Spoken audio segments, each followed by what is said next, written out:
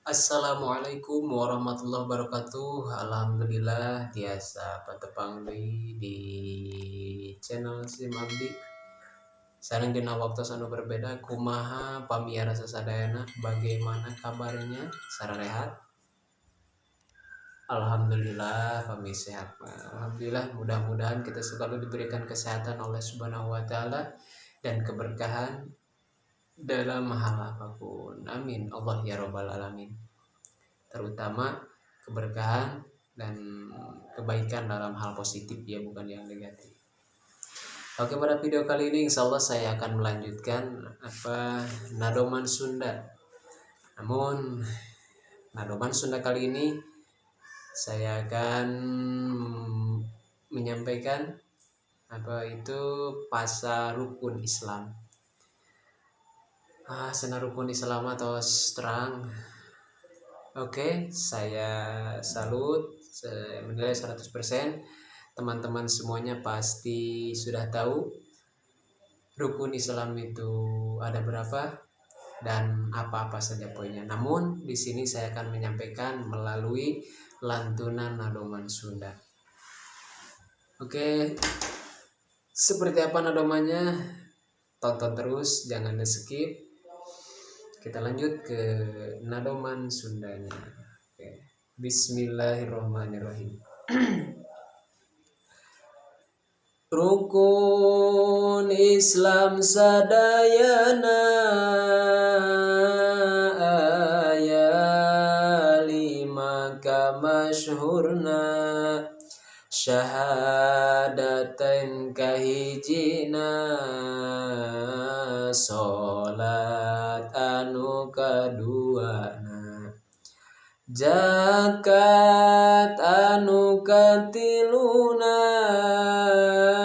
saum Ramadan kaopatna, munggah haji kalimana, kudu dilakonanana. Lamun geus boga bekal reujeng aman di jalana, nu wajib nangan sakali, sunat nu kadua kali. Alhamdulillah, barusan itu nadoman rukun Islam versi bahasa Sunda. Keren ya nadomannya itu. Jadi ujungnya itu sama, atau dalam istilah bahasa Sunda murwakanti. Jadi musonib para ulama dahulu itu sangat